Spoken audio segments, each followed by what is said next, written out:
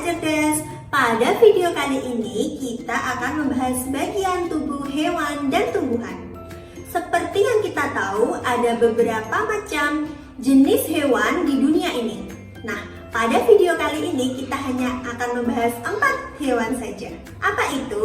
Ada ikan, unta, cicak, dan burung. Mari kita simak videonya. Yang pertama ada ikan. Di dalam tubuh ikan ada mata, mulut, sirip untuk berenang, insang sebagai alat pernafasan ikan, sisik sebagai pelindung tubuh,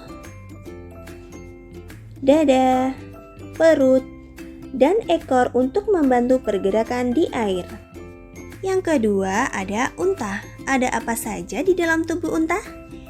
Ada bulu mata unta yang panjang untuk melindungi mata dari pasir. Selanjutnya ada mulut dan gigi yang bisa mengunyah tanaman berduri. Punuk unta untuk menyimpan cadangan makanan. Rambut di punggung untuk melindungi dari sinar matahari.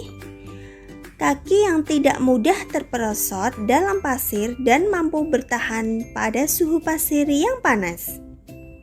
Selanjutnya ada leher, kuping, ekor, dan perut.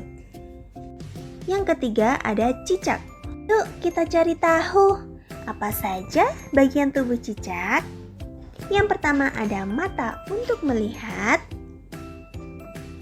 lidah yang panjang dan lengket untuk menangkap mangsa berupa serangga, mulut,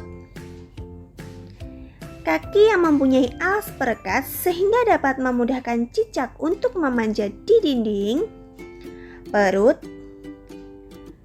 dan kita tahu dalam ekor cicak ini memiliki keunikan loh, yaitu cicak bisa melindungi diri dengan memutuskan ekor untuk menghindari diri dari mangsanya. Disebut autotomi. Hewan terakhir yang akan kita bahas ada burung. Ada apa saja di dalam tubuh burung ini?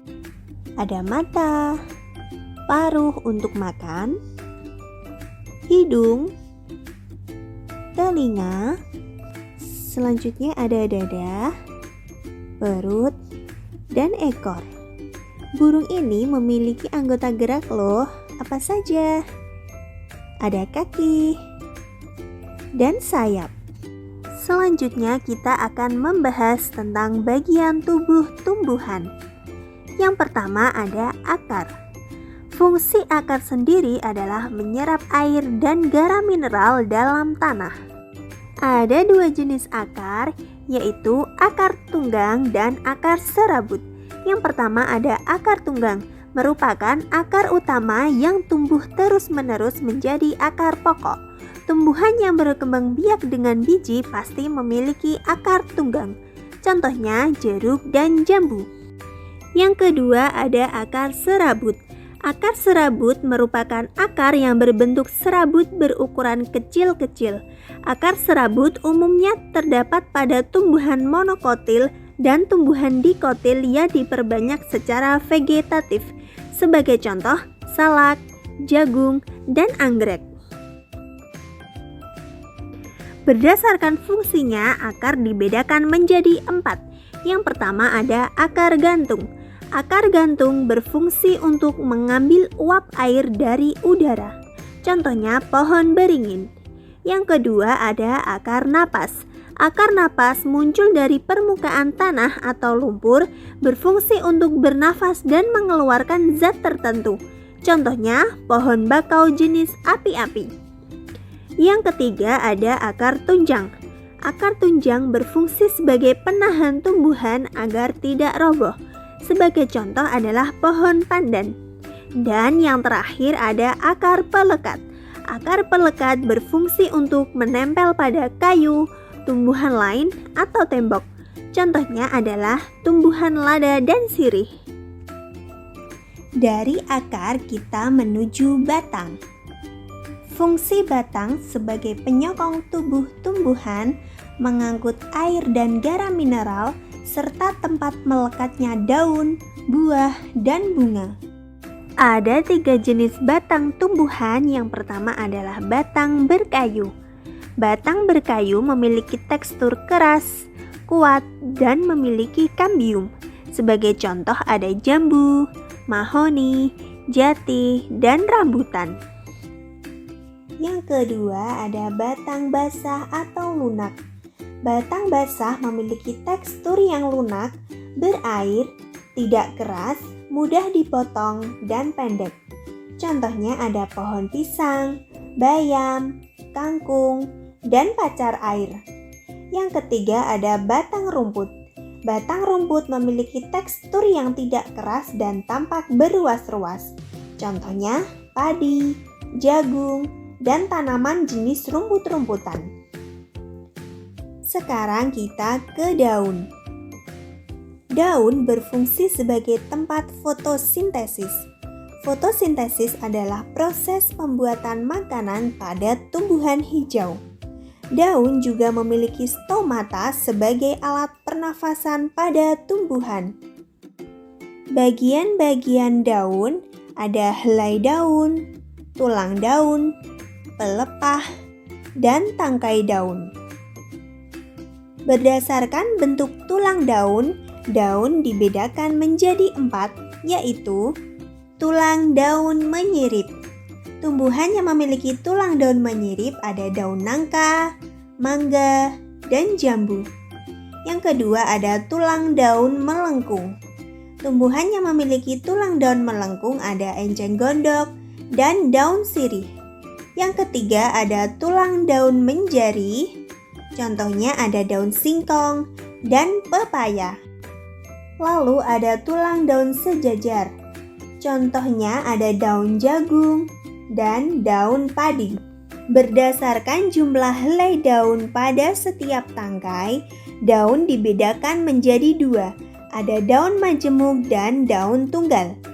Daun tunggal terdiri dari 1 helaian daun pada setiap tangkai, sedangkan daun majemuk terdiri dari banyak daun pada setiap tangkainya. Contoh daun majemuk ada daun putri malu, daun petai Cina, dan daun kelapa. Contoh dari daun tunggal ada daun jambu, mangga, dan daun rambutan. Sekarang kita ke bunga. Bunga merupakan bagian tumbuhan yang berperan penting dalam perkembangbiakan. Bagian-bagian bunga yang pertama ada benang sari, merupakan alat perkembangbiakan jantan yang menghasilkan serbuk sari. Yang kedua ada putik yang merupakan alat perkembangbiakan betina. Dan ada mahkota bunga yang berfungsi menarik perhatian serangga karena memiliki warna yang indah. Selanjutnya ada kelopak bunga yang merupakan perhiasan bunga yang berfungsi melindungi bunga ketika masih kuncup. Selanjutnya ada tangkai bunga yang berfungsi menghubungkan bunga dengan batang, dan dasar bunga yang berfungsi sebagai tempat kedudukan bunga. Selanjutnya kita ke buah. Buah berfungsi untuk melindungi biji dan sebagai cadangan makanan untuk biji berkecambah. Bagian-bagian buah ada kulit buah, daging buah, dan biji. Yang terakhir kita membahas biji.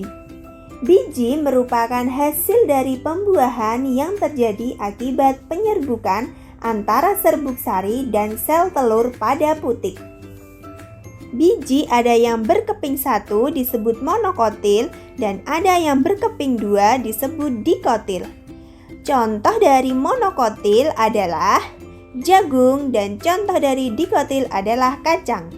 Berikut video tentang bagian tubuh hewan dan tumbuhan. Semoga dapat membantu teman-teman untuk memahami materi. See you di video selanjutnya.